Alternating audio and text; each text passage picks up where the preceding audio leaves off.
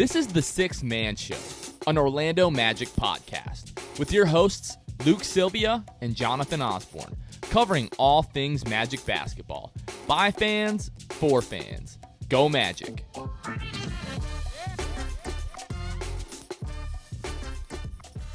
What's going on, Orlando Magic fans? You guys are back with the Sixth Man Show. It is September 6, 2021. As always, I'm joined by my co-host, the certified lover boy, Luke Sylvia. Luke, what's going on, my man? What you listen to that yet? I did listen to it, yeah. So we're recording this actually Friday night. The third Certified Lover Boy came out like last night at midnight. Listened to a couple of tracks last night, listened to some more of them today, and then I was like, you know what? This isn't as good as Take Care, and then I went and listened to all of Take Care for like the 5 millionth time today. I did that with Donda, and then Donda, and then I did Donda. Then I went and listened to every other Kanye album. Well, I can tell you, once I listened to Donda, I was like, hey, you guys don't want to listen to this because it's not very good. What a hot start. All right. Yeah. No, Certified Lover Boy, better than Donda. There were a couple of tracks on that I really appreciated. Not exactly this. We talked about this on Shoot the Shot last week. After like 3, album releases by an artist, now they got all this money, and it's like they don't have any more relatable life experiences really to speak to with guys like Kanye, and getting as many features as you can on your album. Pretty much. I really appreciated Lil Wayne being on You Only Live Twice. Yeah, that was the sequel to You Only Live Once. Right. They threw Rick Ross on that. No, I was, because I hadn't listened to that last night, and then you texted about it this morning. Yeah. And I went and listened to it. I was like, all right, Rick Ross popped off on this. Drake popped off on this. Wayne popped off on this. Wayne sounded like old Wayne. Legitimate track. He sounded good. He almost sounded like old Wayne. I'll say almost, because that dude is just drank so much promethazine, his vocal cords are just ruined for the rest of his life. Yeah, no doubt. So, anyways, maybe we'll talk more about that on Shoot the Shot once I've had the ability to listen to the entire album. Yep. But yeah, just wanted to throw this out there really quickly. We've had a couple questions this last week actually about how you guys can support the podcast. You guys can support the podcast by supporting our sponsors. So if you guys know, we've joined up with Blue Wire. There are some ads that you might hear at the beginning and in the middle of the podcast, but also Manscaped. Manscaped's a huge sponsor. Luke and I have been actually using their products the last couple of months. I'm a huge Manscaped fan. Sponsor, no sponsor, still using their products. So if you guys go to manscaped.com, you'll hear the ad later in the show, but manscaped.com, and when you check out, you get 20% off plus free shipping.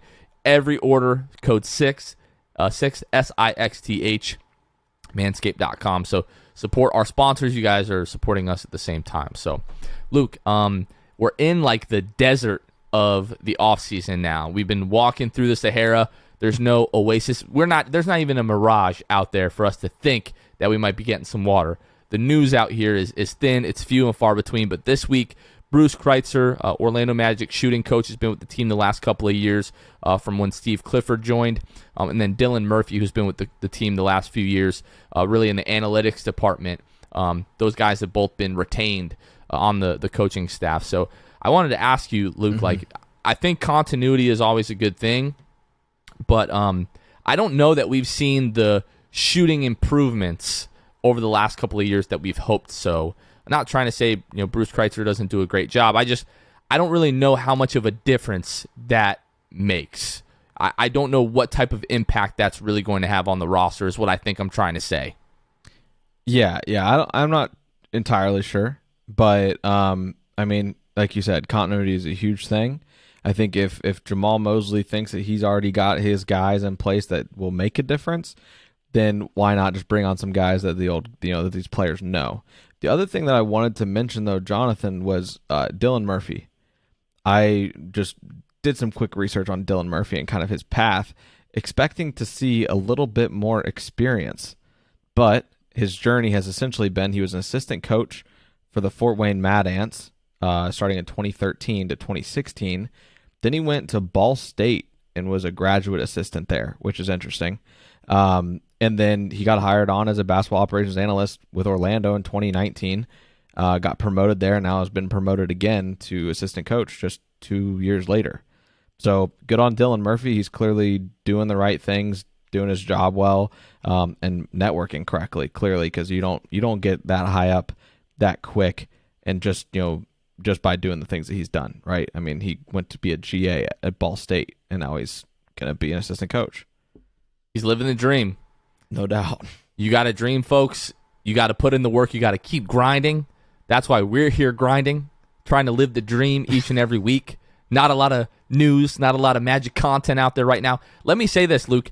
I actually wanted to lead the show with this, and I forgot. We owe someone an apology. Who? We owe Wendell Carter Jr. an apology. Oh, he was in South Carolina with the team. I missed him on the Instagram live video. I apologize. We were like, in our defense, we were like, it's not a huge deal, but we're just kind of wondering if he's not there, why he's not there. He was there, so it doesn't really matter. And so, we Wendell, went on if you're for a listening, couple I minutes. apologize. Yep. That was my mistake. You were in South Carolina enjoying yourself, working out with the team. Still love seeing that. RJ and Cole Anthony there at the UCF game last night, which is kind of a weird thing. Like, I know Jalen Suggs was at the Minnesota game. I know Jalen Suggs is from Minnesota. I know Gonzaga doesn't have a football program, but as a Gonzaga fan, you got to be like, bro, what the hell are you doing in Minnesota? You know what I'm saying? Like that's kind of weird. Like you said, they don't have a football team, so I think you let it slide. I mean, I know it's like the home team and everything, but that's just kind of a weird thing. Like, as a North Carolina fan, I'm looking at Cole like, why are you not in Virginia Tech right now? Why are you watching UCF? I know you live in Orlando, but like this is the alma mater. Yeah, they're losing by 10 to Virginia Tech right now, trying to march down the field. They're in the red zone right now, Luke. I'm trying to pay attention to the game and podcast at the same time. It's kind of challenging, but RJ Hampton, New Zealand Breakers, he doesn't have any type of allegiance to any type of university or anything, so he's within his rights to be at the UCF game. But it's always kind of like it's hard to hide money, ain't it? It's hard. Like it's these hard guys to hide have money. no affiliation with UCF, whatever, on the field. On the field, and UCF On the field. is posting them too. Yeah, and they also proclaimed, as much as I really don't care for UCF, they also guaranteeing proclaimed Magic Finals, Orlando Magic NBA Finals this year. So you heard it there respect first. that.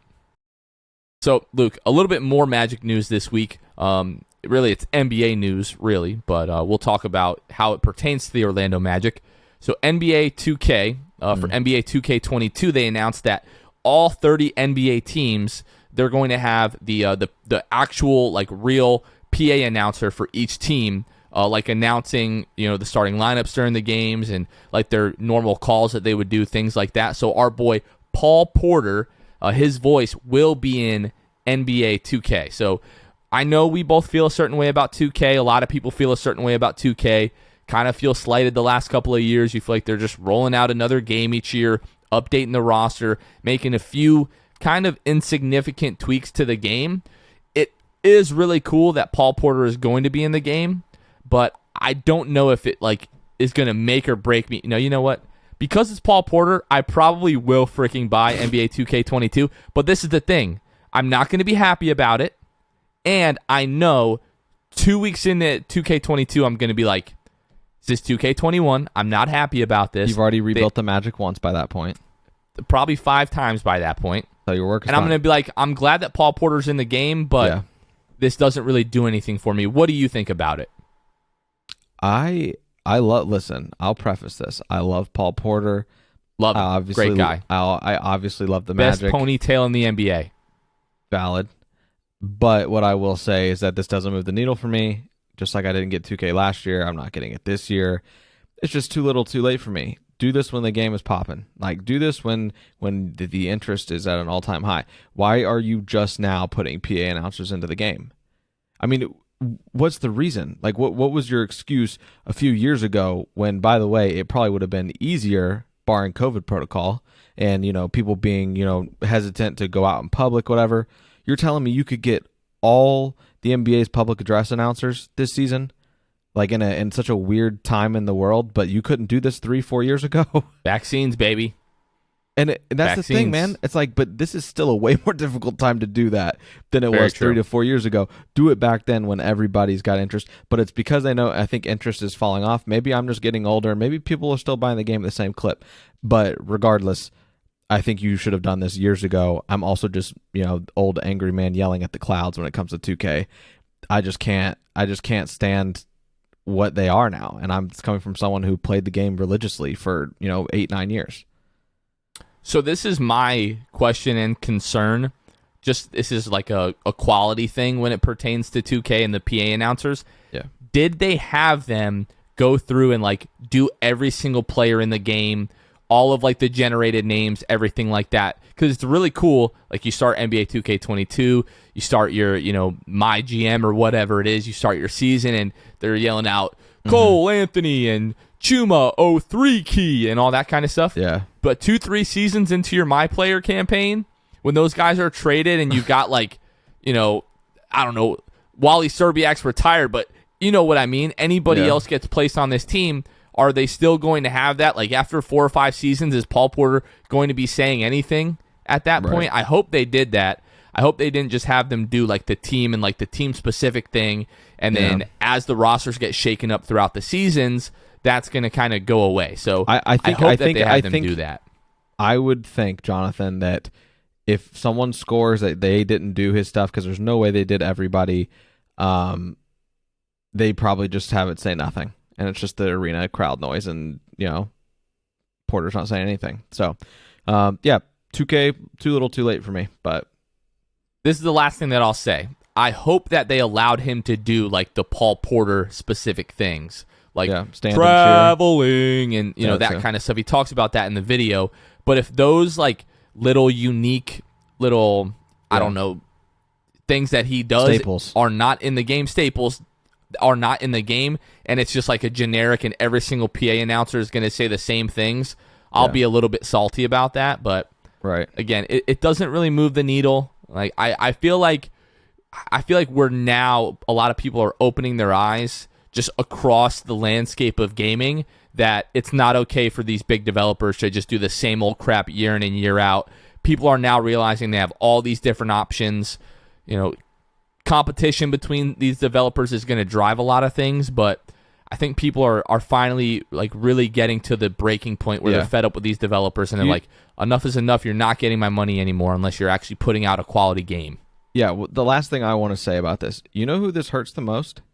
In terms of the decline of 2K, I think the people it hurts the most are the people that are playing in like the 2K League, Magic Gaming, those guys, because this goes into something that should have probably been done in hindsight sooner than it was. Gaming was essentially, it's still growing, but if you have a game that falls off like 2K, it's just it's going to decline with the game. So people are going to be less likely. I watched the gaming league at the 2K league at the very beginning. Kept up with a little bit last year, but this season coming up, I don't even know if they're playing right now. But I have a hard time believing that the 2K league is going to be around for a long time as a result, because I think that they're tied forever with 2K. Well, I think, and we're seeing this again, like across, like the market, like all the gaming developers. At some point when they start to lose money, that's when they're really going to pay attention to what people are saying. You can complain about the game all day long. If you keep handing them your money year after year, they're just going to be like, yeah, you guys can complain. We're just going to keep doing what we want to do. Yeah. Minimal effort, minimal updates. We're going to just keep putting out this game. We're going to keep him around. Yeah, oh my gosh. Yeah, that's something, whole nother podcast episode about why Ronnie 2K needs to just be gone. I can't think of really like a more corny like brand ambassador than Ronnie 2K, but I think eventually 2K will be like, all right, we've messed up here, because again, this isn't just happening in 2K, it's happening in all different type of gaming genres. People are being like, look, you can't just put out the same crap every year. You need to update what's going on here. So hopefully this has turned into a whole different conversation apart from the PA address announcers and everything. But yeah, hopefully 2K gets their stuff together, and the guys in the 2K League and Magic Gaming, they'll all be fine for years and years and years to come. So in terms of Magic news, folks, that's really all that we have this week. So we turned to you all for some help to try to drive the content of this week's episode. So we went to Instagram, we went to Twitter to get some fan questions. We said we want Magic questions, non-related Magic questions. Seems like whenever we do that, we still overwhelmingly get Magic questions, and that makes sense. What they're here for. Some of y'all asking questions completely out of pocket. Go talk to your pastors, all right? take a cold shower, do whatever you need to do. Right. But yeah, Luke's got some questions for us. Yeah. So first one is by Chimmy737. On Instagram, he said, "Do you think Jalen Suggs has a chance to win Rookie of the Year?" Jonathan, I will let you answer that first. I will start by saying this. 3 weeks ago, like right when the summer league was kind of wrapping up, or whenever that was, it was about 3 weeks ago. Jalen Suggs on Bovada, and folks, we're about to talk about gambling. If you are under the age of 18, do not gamble. If you're over the age of 18, gamble responsibly. All right, use your piggy bank, not your savings, not your mortgage money, and all that kind of stuff. But like 3 weeks ago, after the summer league, Jalen Suggs was like plus 850. I think he was like fourth best odds to win Rookie of the Year. So me and a couple of buddies, like $50 a piece, we went in $150 on Jalen Suggs to win Rookie of the Year. It cashes out $12.75 if you win. He was behind Cade Cunningham, Jalen Green, Evan Mobley. Now, I believe Evan Mobley is plus 900 on Bovada. Jalen Suggs has moved to plus 650 and is now third in terms of favorites to win Rookie of the Year. So I do believe that he has a legitimate chance to win Rookie of the Year. I put my money where my mouth is. I really took that bet mostly just because of the odds are phenomenal. I think he has a legitimate chance. But yeah, I think like the route to him winning Rookie of the Year is Markelle is not ready to start at the beginning of the season. Jalen Suggs is pushed into the starting lineup, and he just goes crazy and becomes like the guy, just exceeds really all expectations going into his rookie year, is incredibly efficient. The Magic would probably have to be at least somewhat competitive, I think. Maybe like flirting with like the play-in, or maybe like the 11th or 12th seed in the East. But I think it's possible. Yeah, and I'm putting my money where my mouth is. Luke, what about you? I did not put your money where your mouth is. He has a chance. Yeah. There's always a chance, right? I did it because of the odds, though. Like plus 850, yeah. To me, that was like, all right, that's totally worth it. If I lose, it's $50 gone. Yeah. Yeah. You know? Yeah, so I think that he's got a shot regardless, really, of the record. But it would have to be, his stats would have to be, quite a bit more impressive than a Cade or Jalen Green or Evan Mobley, just because I think that those teams, will be a little bit better than the Magic. So yeah, I mean, all that to say, man, I don't know, but I would say that yes, he's got a chance. And I wish I had a better answer for you, Chimmy737. But I just don't.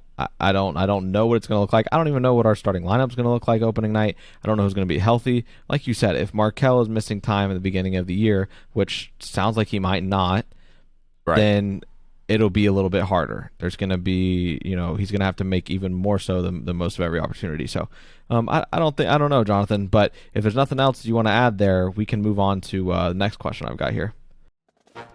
Today's episode is sponsored by our friends at Manscaped, the leaders in below-the-waist grooming. It's back to school time, and we want to make sure you pack the essentials to have the best year yet. The Manscaped 4th Generation Performance Package is just that. Things are opening up. Be ready for whatever is in the daily schedule for you. It's the perfect package for your package and includes the brand new Lawnmower 4.0. Fellas, go for the head of the class of ball trimming and join the 2 million men worldwide who trust Manscaped by going to manscaped.com with the code SIXTH, that's SIXTH, at manscaped.com. School is back, and the Performance Package 4.0 for Manscaped is here to teach the boys a lesson on male hygiene. Inside, you'll find their Lawnmower 4.0 trimmer, Weed Whacker ear and nose hair trimmer, Crop Preserver ball deodorant, Crop Reviver toner, plus 2 free gifts, Performance Boxer Briefs, and the Shed Travel Bag.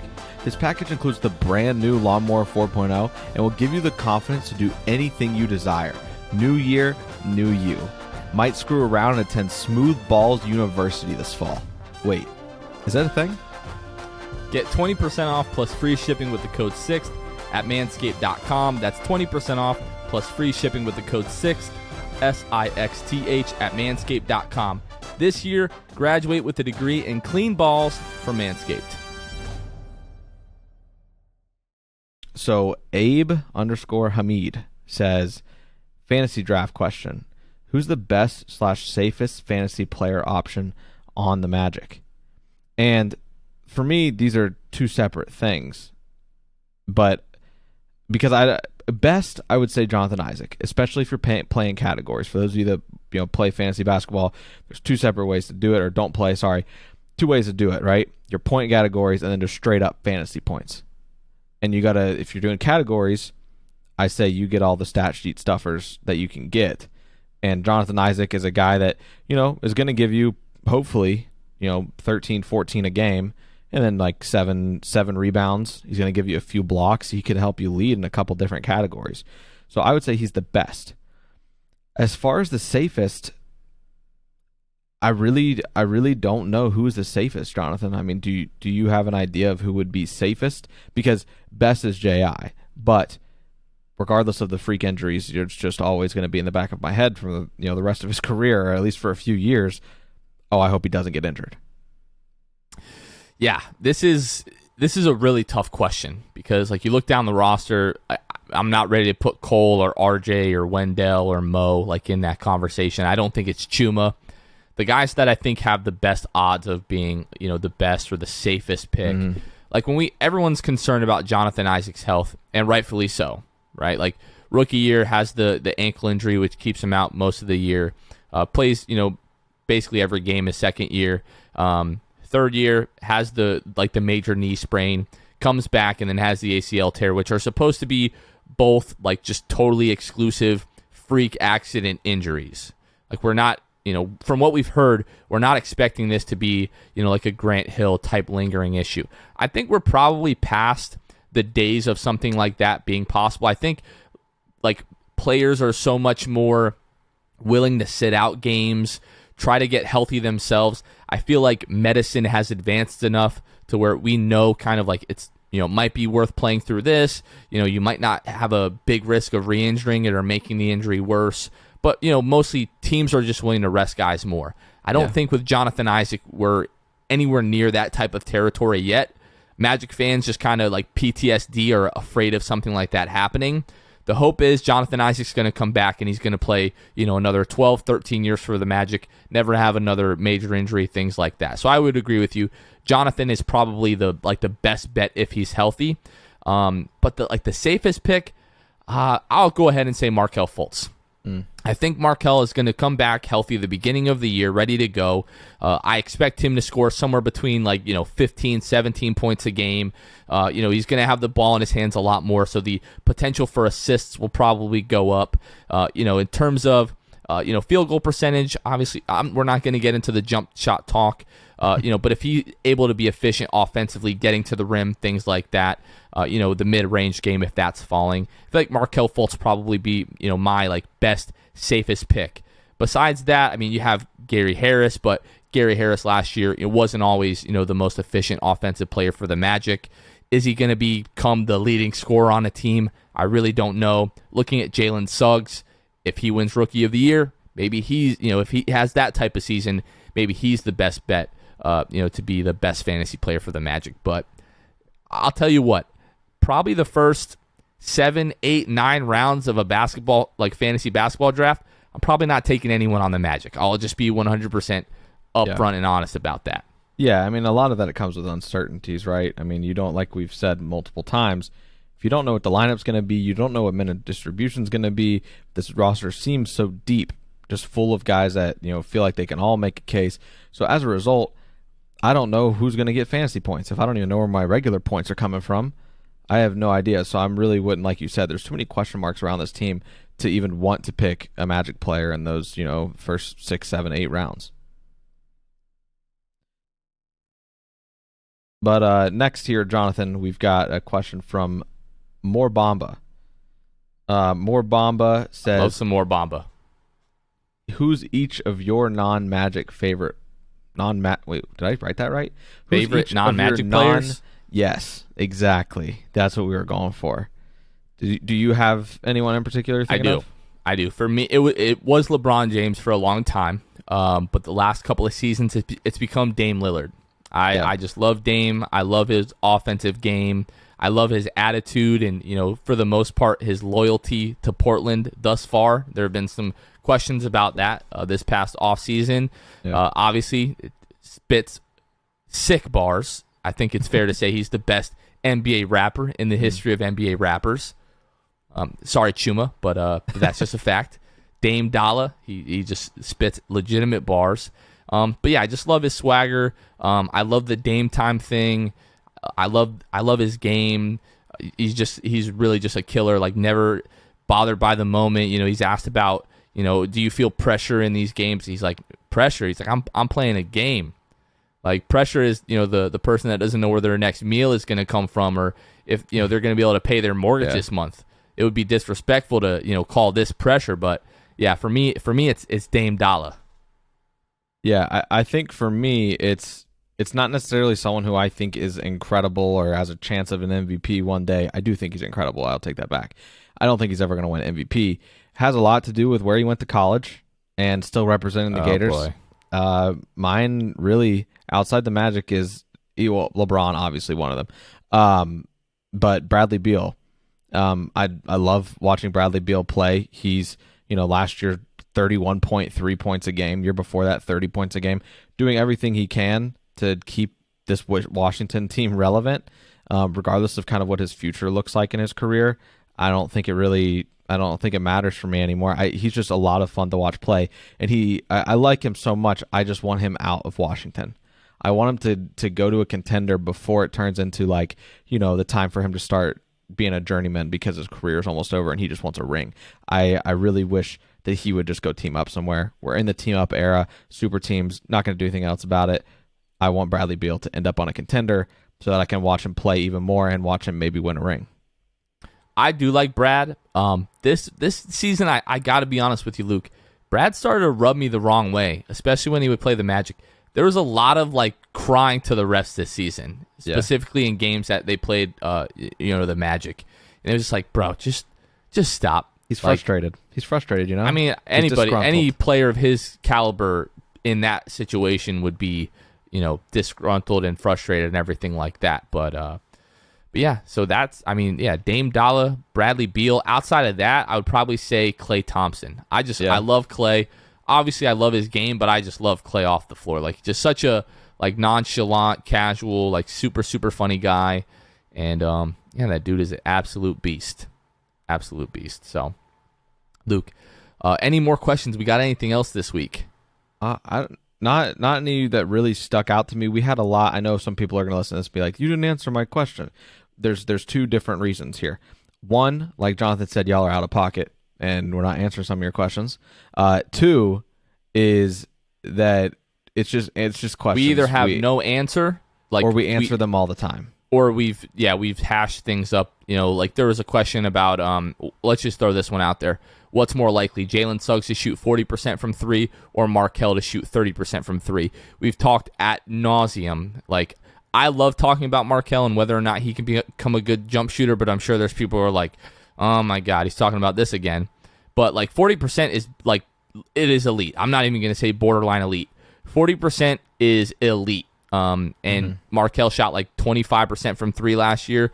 So, any type of incremental increase, if he gets a little bit better of a jump shooter, 30% is definitely doable. I just don't see Jalen Suggs shooting 40% from three his rookie year. Think he can get there eventually, but it's stuff like that. We've talked about it a million times, or even the fantasy question was pretty tough, and I'm like, you know what, I just really don't know. I'm gonna try to curate an answer for you, but not 100% sure on that. But yeah, Luke, I think that's it this week, man. Yeah, that's it for me. I think this might be maybe our shortest six-man show. It really might be date. The shortest six-man show up to date. Part of it, we just don't have much news. I think we saw a tweet today, Luke, it's 46 days until the regular season starts. So that's just over 6 weeks. So probably we've got another, 4 to 5 weeks of really struggling for content. And then it's going to be training camp, preseason, all that kind of stuff, as North Carolina is about to lose right now, and that sucks. Ranked 10 to start the season. I was hoping for, maybe challenging Clemson in the ACC championship game, and now we might not even make that. So, yeah. This is why I don't get too excited about North Carolina football, because they're just never that good, and it's like until they're good, it's hard to get better recruits and stuff like that. But we'll save that for another time. I'm gonna go cry into a bowl of ice cream after this, Luke. And so obviously we'll catch you guys next time. For Luke, this has been Jonathan. You guys are listening to the Six Man Show. We'll catch you guys next Monday. Have a happy Labor Day. Peace. Thanks for listening to the Six Man Show.